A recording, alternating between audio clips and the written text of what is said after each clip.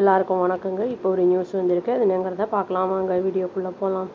44 வயசு ஆள் என்ன பண்ணியிருக்கான்னா, அவங்க அம்மா அதாவது கொஞ்சம் இல்னஸ் இருக்கிறவங்க வீல் சேரில் இருந்திருக்காங்க. அவங்க அம்மாவை என்ன பண்ணியிருக்கான்னா ட்ரெயினுக்கு முன்னாடி அப்படியே புஷ் பண்ணி தள்ளி விட்டுருக்கான் அப்படிங்கிற மாதிரி நியூஸ் வந்திருக்கு. இது எங்கன்னா மணவூர் ரயில்வே ஸ்டேஷன் அந்த திருவள்ளூர் டிஸ்ட்ரிக்ட்கிட்ட அப்படின்னு சொல்லியிருக்காங்க. டியூஸ்டே ஈவினிங் இது நடந்திருக்கு. போலீஸ் ஃபஸ்ட்டு இனிஷியலாக என்ன சஸ்பெக்ட் பண்ணியிருக்காங்கன்னா ட்ரெயின் தான் அடிச்சிருச்சு அப்படின்னு நினச்சிருக்காங்க. ஆனால் அப்புறம் சஸ்பீஷியஸாக இருந்திருக்கு. ஏன்னா அந்த வீல் சேர் அங்கே பக்கத்துலேயே அவங்க நோட்டீஸ் பண்ணியிருந்திருக்காங்க. அந்த இடத்துக்கிட்ட நியர் த ஸ்பாட் அந்த இன்சிடென்ட் நடந்த இடத்துக்கிட்ட அது சந்தேகத்தை ஜாஸ்திப்படுத்தியிருக்கு. அப்புறம் இவங்க என்ன பண்ணியிருக்காங்கன்னா அதை பார்க்கும்போது அன்யூஷுவலாக இருந்திருக்கு அப்படின்னு சொல்லியிருக்காங்க. ரயில்வே பாதுகாப்பு படை பர்சனல் எக்ஸாமின் பண்ணியிருக்காங்க சிசிடிவி கேமரா ஃபுட்டேஜ் அந்த ஸ்டேஷன்லேருந்து. எல்லா இடத்துலையுமே சிசிடிவி கேமரா எல்லாமே வைக்கிறாங்கல்ல, அந்த மாதிரி பார்த்துருக்காங்க. அந்த ஃபுட்டேஜில் அந்த ஆள் அவன் பேர் பார்த்தசாரதின்னு சொல்லி பார்த்தசாரதின்னு அவங்க அம்மா பத்மாவதி அப்படின்னு சொல்லி 71 வயசு ஆகுது. அவங்கள தள்ளி விட்டது தெரிய வந்திருக்கு அந்த ஃபுட்டேஜில். அரக்கோணம் கவர்மெண்ட் ரயில்வே போலீஸ் என்ன பண்ணியிருக்காங்கன்னா லேட்டராக ட்ரேஸ் பண்ணி அந்த பார்த்தசாரதியை நேப் பண்ணிட்டாங்க. அவன் ஒரு கான்ட்ராக்ட் எம்ப்ளாயி அப்படின்னு சொல்லியிருக்காங்க. ஹெச்விஎஃப் அதாவது ஹெவி வெஹிக்கிள்ஸ் ஃபேக்ட்ரி மிலிட்ரியோடது இருக்குல்ல, அங்கே ஆவடியில் கான்ட்ராக்ட் எம்ப்ளாயியாக ஒர்க் பண்ணிகிட்டு இருந்திருக்கான். அந்த ஆள் என்னென்னா ஒரு 12,000 ருபீஸ் பர் மந்த் ஏர்ன் பண்ணிகிட்டு இருந்திருக்காரு அப்படின்னு சொல்லப்படுது.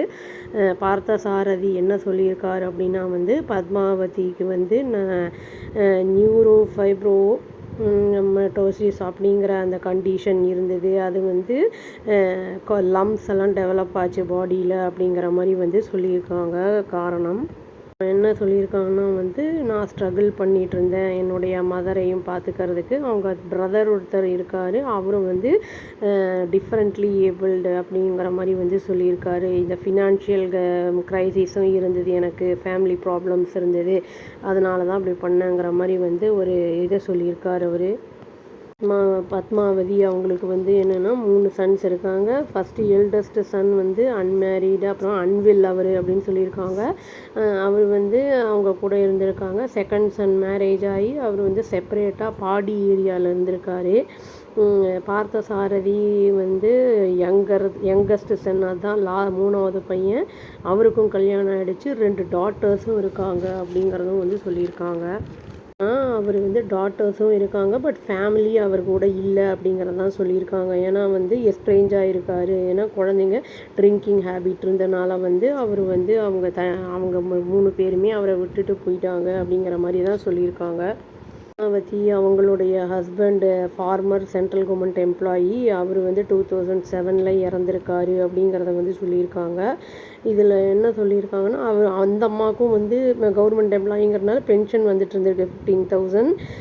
அவங்க பார்த்தசாரதியோடையும் அவங்க பெரிய பையனோடையும் இருந்துகிட்டு செல்வ விநாயகம் ஸ்ட்ரீட் மணவூர் அப்படிங்கிற இடத்துல.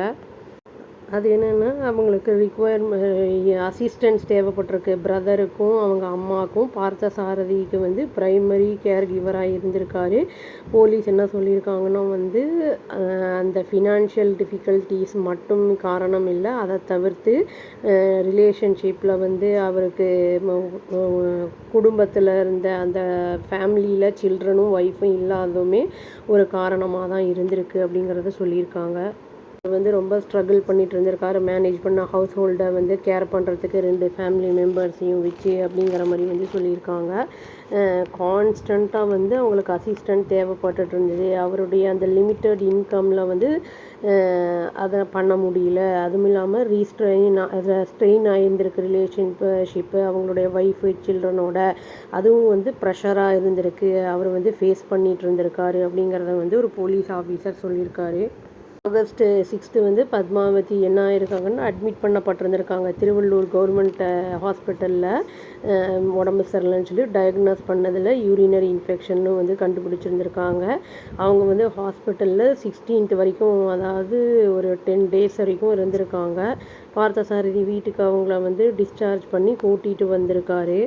டியூஸ்டே அன்னைக்கு ஈவினிங் என்ன பண்ணியிருக்காருன்னா பத்மாவதி அவங்கள ரொம்ப வந்து சீரியஸ் இல்லாக இருந்திருக்காங்க. பேசவும் முடியல அவங்கனால. ரொம்ப வந்து அப்புறம் வீல் சேரில் உட்கார வச்சு மனோகர் ரயில்வே ஸ்டேஷனுக்கு கூட்டிகிட்டு போயிருக்காரு அப்படிங்கிறத வந்து போலீஸ் சொல்லியிருக்காங்க.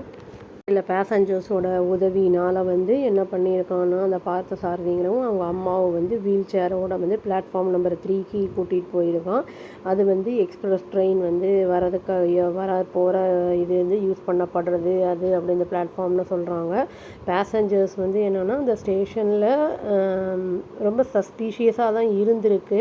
பார்த்தசாரதி வந்து அவங்க அம்மா கூட அந்த இடத்துல நின்னது. ஏன்னா வந்து இப்போ சப்பர்பன் ட்ரெயின்ஸ் வந்து அது வந்து அங்கே அந்த டைமில் இல்லை அப்படிங்கிற மாதிரி வந்து சொல்லியிருக்காங்க. கேள்வி அந்த மாதிரி கொஸ்டின் கேட்டதுக்கு நான் எங்கள் அம்மாவை கூட்டிகிட்டு நான் நேட்டிவ் பிளேஸ்க்கு போகிறேன் அப்படிங்கிற மாதிரி வந்து சொல்லியிருக்கான். அரௌண்ட் 7 PM வந்து என்னென்னா ஏலகிரி எக்ஸ்பிரஸ் வந்து அந்த ஸ்டேஷனுக்கு வரும்போது பார்த்தசாரதி சடனாக என்ன பண்ணியிருக்கான்னா அவங்க அம்மாவை அப்படியே வந்து வீல் சேரோட புஷ் பண்ணிட்டான் ட்ரெயினுக்கு முன்னாடி அப்படின்னு வந்து சொல்லியிருக்காங்க. அது அந்த இதில் வந்து அந்த அம்மா ஆன் த ஸ்பாட்லேயே இறந்துட்டாங்க. துரதிருஷ்டவசமாக அந்த டைமில் எந்த ஒரு பேசஞ்சரும் வந்து அதை பார்க்கல அந்த செயலை அப்படிங்கிறதும் வந்து சொல்லப்படுது. ரயில்வே ஸ்டேஷன் போலீஸ் வந்து ரெக்கவர் பண்ணியிருக்காங்க பாடியை. அது வந்து அரக்கோணம் கவர்மெண்ட் ஹாஸ்பிட்டல் போஸ்ட்மார்ட்டமுக்கு அனுப்பியிருந்திருக்காங்க. இனிஷியலாக வந்து அது ரயில்வே ஃபேட்டலிட்டி அப்படிங்கிற மாதிரி வந்து அது இதாக இருந்திருக்கு. அப்புறம் திருப்பம் ஏற்பட்டிருக்கு இன்வெஸ்டிகேஷனில் வந்து. ஏன்னா அந்த வீல் சேர் வந்து ட்ராக்கில் கடந்ததை பார்த்து அவங்களுக்கு வந்து அந்த சஸ்பெக்ட் பண்ணியிருக்காங்க. ஆர்பிஎஃப் வந்து அலர்ட் பண்ணியிருந்திருக்காங்க அரக்கோணம் கவர்மெண்ட் ரயில்வே போலீஸை. அது வந்து டீம் வந்து கவிதா அப்படிங்கிறவங்களுடைய தலைமையில் ட்ரேஸ் பண்ணி பார்த்தசாரதியை வந்து அரெஸ்ட் பண்ணிட்டாங்க அப்படின்னு வந்து சொல்லியிருக்காங்க.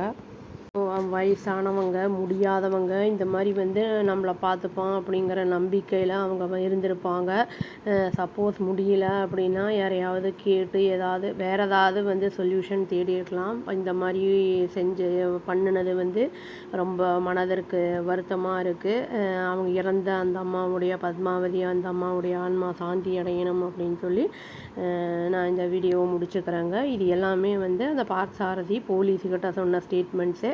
என்ன பனிஷ்மெண்ட் அந்த ஆளுக்கு கொடுக்க போகிறாங்க அப்படிங்கிறது வெயிட் பண்ணி பார்த்தா தாங்க தெரியும். அவ்வளோதான். Thank you. Please do like, share and subscribe our channel and click the all option and press the bell icon. Thank you.